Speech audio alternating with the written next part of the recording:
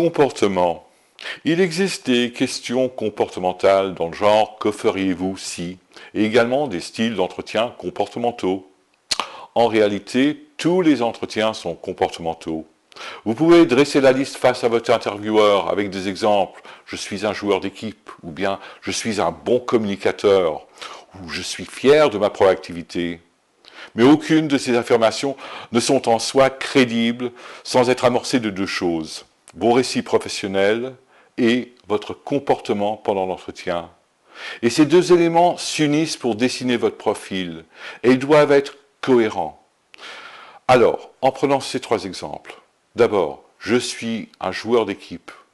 Ceci doit être cohérent avec votre désir de jouer le jeu et de faciliter la tâche de votre intervieweur, qui est de faire votre connaissance dans un minimum de temps. Prenons « je suis un bon communicateur ». Ceci doit être apparent dans votre capacité d'écoute, celle qui vous permettra de répondre précisément aux questions, à la fois explicites et implicites. Et il y a « je suis fier de ma proactivité ». Votre proactivité qui se résume ainsi, c'est l'enthousiasme que vous ressentez de faire cette rencontre et d'avoir l'opportunité de vous présenter. Les défis de contact en seconde langue ont des particularités qui peuvent être décrites par rapport aux 4 phases de l'entretien. Quelle partie d'un entretien en seconde langue nécessite une attention rapprochée? Eh bien, réponse, tous les 4. Voici comment. D'abord, le premier contact. Celui-ci peut ne durer qu'1 ou 2 minutes en début de rencontre, mais il est primordial pour établir votre capacité de communication, ainsi que le ton de l'entretien. Cette première introduction est l'occasion de mettre votre intervieweur à son aise. Vos mots et vos gestes doivent communiquer 2 choses. Je suis heureux de vous rencontrer et je souhaite vous connaître. Dès le début, votre langage corporel doit être mis au point parce qu'il est éloquent. Il ne faut jamais sous-estimer l'importance du premier contact. Il s'agit d'un effet bien étudié en psychologie, nommé effet d'ancrage. La première impression va cristalliser toute la suite de l'entretien. Alors, en réalité, il existe très peu d'intervieweurs qui admettraient être sous l'emprise d'un effet d'ancrage. Cependant, ils sont beaucoup plus nombreux à vous dire que leur décision finale confirme leur première impression, ce qui donne beaucoup à réfléchir. Alors, deuxièmement, il y a la phase de l'échange initial. Elle peut ne durer que quelques minutes et elle se consacre à échanger les détails principaux sur le poste ou l'entreprise. Certains intervieweurs iront jusqu'à faire une récapitulation en début d'entretien. Si ce n'est pas votre cas, vous pouvez préalablement vous-même faire le sommaire des aspects qui vous semblent les plus importants, afin d'inviter votre intervieweur de fournir des détails et des éclaircissements. Alors, il est important à ce stade de ne pas s'aventurer au-delà des renseignements connus, car c'est à l'intervieweur de vous fournir les particularités, les non-évidences.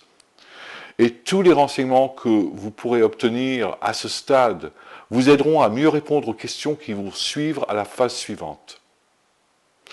Cette deuxième phase est également l'occasion de vérifier votre compréhension. Si la cadence ou l'accent de votre intervieweur vous pose des problèmes, alors c'est le moment de lui demander de parler plus lentement.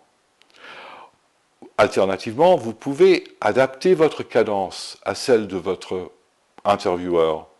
Et dans la plupart des cas, lui ou elle aura tendance à emboîter votre pas. Dans les 2 cas, c'est toujours moins gênant que donner une fausse réponse à une question mal comprise. Alors, les 2 premières étapes, celle du premier contact et l'échange initial, peuvent durer quelques minutes. Mais dans un entretien d'embauche en deuxième langue, elles sont primordiales. Une particularité est que l'intervieweur, lui ou elle-même, peut se sentir mal à l'aise par rapport aux différences culturelles et linguistiques. On y pense moins, mais particulièrement par rapport aux critères d'évaluation dont ils font généralement usage. Ceux-ci sont-ils toujours valables? Votre capacité de les rassurer sur un point spécifique peut être jouée comme un atout fort pour transmettre que même si votre communication linguistique n'est pas parfaite, au niveau affectif, vous êtes absolument prévisible et agréable à connaître. Alors, troisièmement, le développement. Vous êtes au stade où il faudra fournir des renseignements sur vous-même, votre parcours, vos aptitudes. À noter qu'il existe une divergence de style d'interview. Autrefois, un entretien d'embauche se caractérisait par la passivité du candidat par rapport à l'intervieweur. C'était ce dernier qui posait les questions. Aujourd'hui, un candidat est généralement tenu d'être bien informé sur le poste et l'entreprise et de se montrer proactif.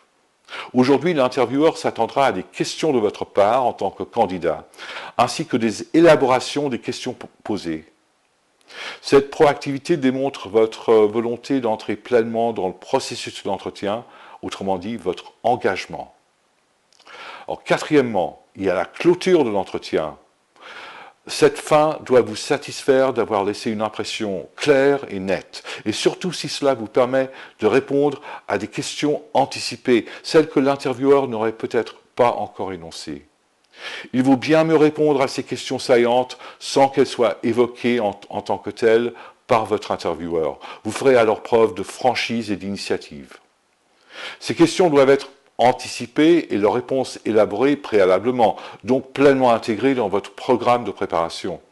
Et même si vous sentez que votre profil n'est pas idéalement adapté aux requis du poste, une préparation efficace vous permettra de relever des particularités dans votre parcours, ainsi que dans les ambitions qui vous motivent à postuler. Et c'est dans ces détails qu'il faut chercher les réponses. Maintenant, passons à la communication non verbale. Je vous ai dit que dans une situation où votre expression est limitée par rapport à votre première langue, tous les autres signaux que vous transmettez gagnent en importance. Et l'importance du langage corporel est généralement sous-estimée. La règle classique, adopter une position face à votre intervieweur en maintenant un bon degré d'ouverture. Il existe une position de stabilité assise qu'il est essentiel de reconnaître et d'où il faut parler, non seulement pour son effet sur l'intervieweur, mais sur vous-même, le candidat. Vous veillez également aux différences de langage corporel dans le cadre culturel de l'entretien. Par exemple, les styles de gesticulation. Dans les cultures anglophones, le style est retenu afin de ponctuer les paroles, mais jamais ne les remplacer. En ce qui concerne les codes de formalité, commençons avec le vestimentaire. La règle classique, ne jamais être moins formel que son intervieweur, tenant compte des grandes variations entre les cultures et les domaines de l'industrie. Il faut le faire par observation. Il faut bien le faire parce que c'est un indicateur de conscience culturelle. Il vous convient de paraître naturel dans le rôle que vous visez. On observe que les codes vestimentaires dans le monde anglophone ont tendance à être plus formels que leur équivalent dans le monde francophone. Les formules de politesse, par contre, ont tendance à être moins formelles. Alors, si votre entretien aura lieu en anglais, ne soyez pas surpris si votre intervieweur se présente avec son prénom et son nom de famille. « Hello, I'm Fred Smith, nice to meet you » et vous adresse ensuite par votre prénom. Ce qui vous place dans un dilemme. Optez pour Fred ou Monsieur Smith. Alors, si vous n'êtes pas certain, si vous devez adresser votre intervieweur par son prénom ou son nom de famille, restez-en avec Mr. Smith. Si vous recevez un signal clair, Call me Fred, alors allez-y pour Fred.